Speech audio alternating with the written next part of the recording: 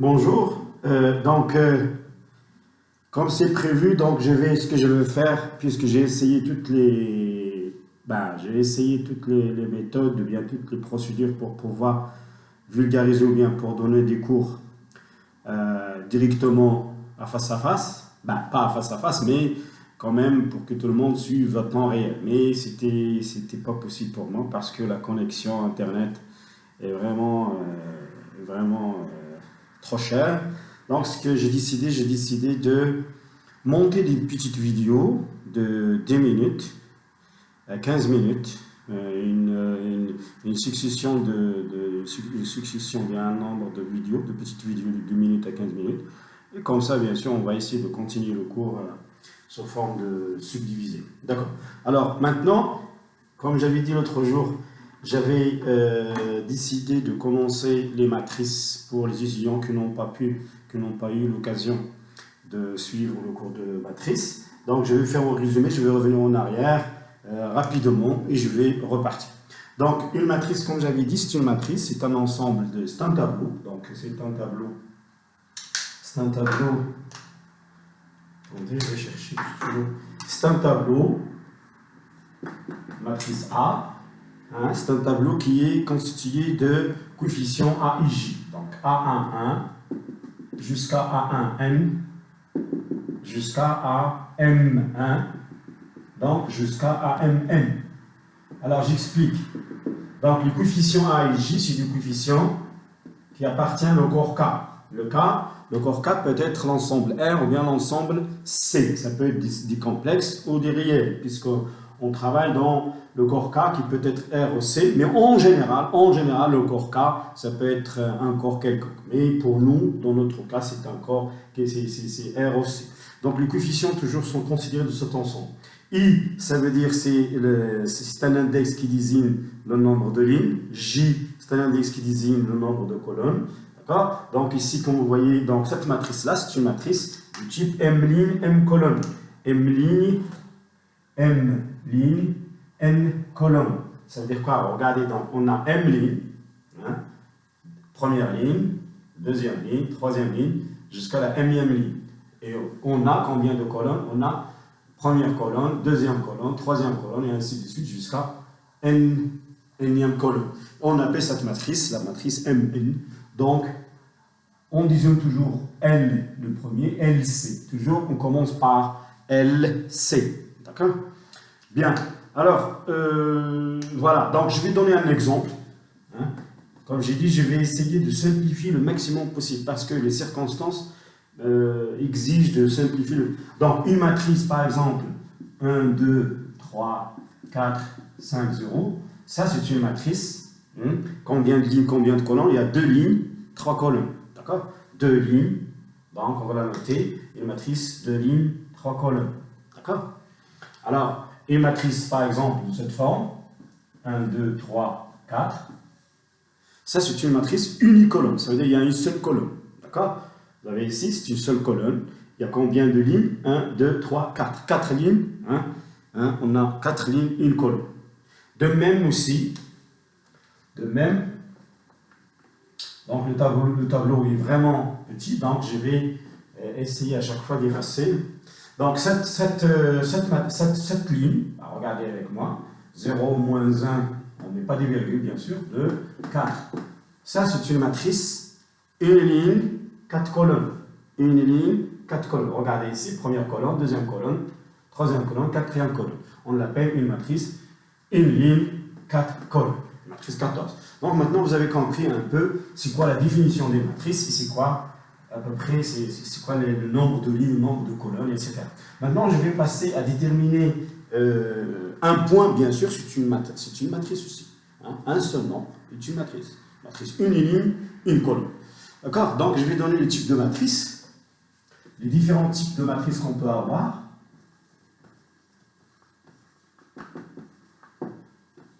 Les différents types de matrices. Alors, on a les matrices carrées. Donc, matrice carrée. D'accord? Une matrice carrée, c'est quoi? C'est une matrice, ont le nombre de lignes égale au nombre de colonnes. D'accord? Le nombre de lignes égale au nombre de colonnes. Donc, on va la noter carrément A1.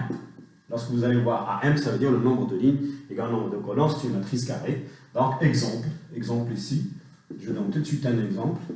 Exemple, cette matrice-là, 1, 2, 3, 4. D'accord? 0, 1, moins 1, 0. Donc ça, c'est des matrices carrées, c'est une matrice 2, 2. Hein? C'est une matrice 2, 2, 2. Hein? D'accord? Il y a aussi un autre type de matrice qu'on va appeler les matrices.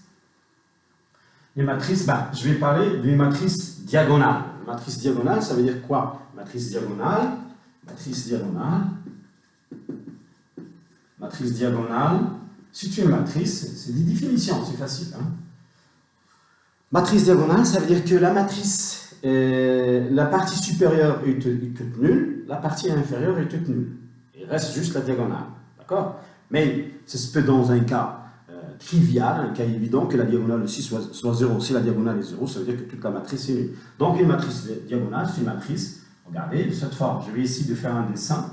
Voilà, regardez si vous avez les éléments de la diagonale. Et tout ce qui est en dessus et en dessous de la diagonale est nul. D'accord? Alors, une chose très importante, il faut que ce soit une matrice carrée. Hein. Les matrices diagonales, il faut que le nombre de lignes, ça c'est la condition, égale au nombre de colonnes pour parler d'une matrice diagonale. Exemple, regardez, ça c'est une matrice diagonale. 1, 1, 0, 0. Donc, cette matrice-là, c'est une matrice diagonale, puisque vous voyez, dans la diagonale, il n'y a que... voilà. La partie inférieure, elle est nulle, la partie supérieure, elle est nulle. Donc, c'est les éléments de la diagonale qui sont bien sûr différents de 0. Et cette matrice, on appelle l'identité. La matrice dont la diagonale est égale à 1, 1, 1, 1, on appelle la matrice d'identité. Je vais revenir sur ça. Alors, en général, je vais généraliser un peu cette notion. Une matrice est dite diagonale. Une matrice est dite diagonale, D.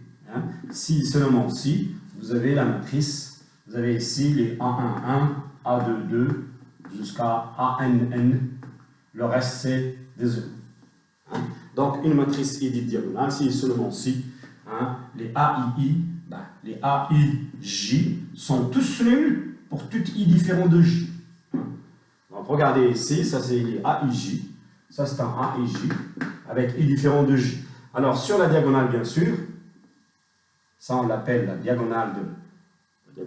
Alors, cette matrice, il est diagonale, puisque la partie supérieure est nulle, la partie inférieure est nulle. Vous avez les AII, hein, les AII qui sont on va pas dire qu'ils sont tous nuls, non nuls, mais hein, la majorité, ou bien quelques IJ, qui pour tout I, hein, AII, il est égal à 0 ou nul.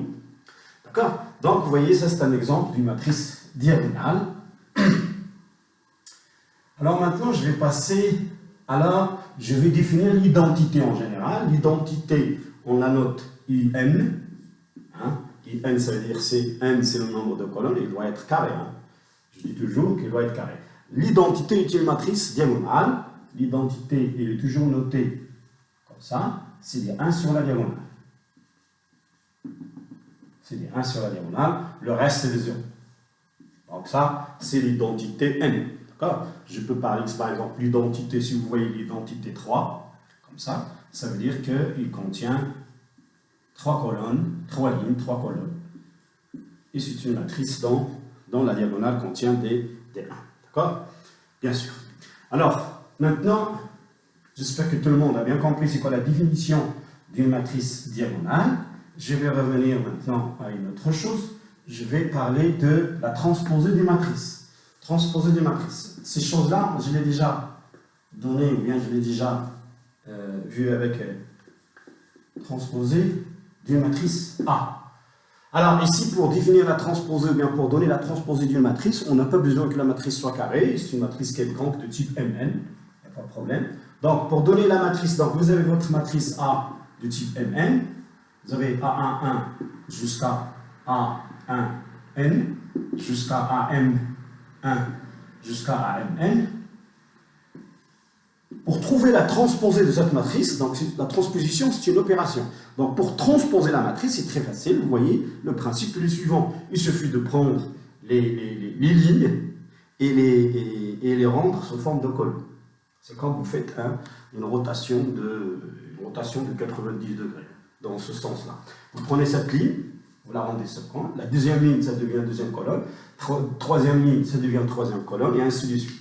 Donc la transposée, ça va devenir, transposée de A,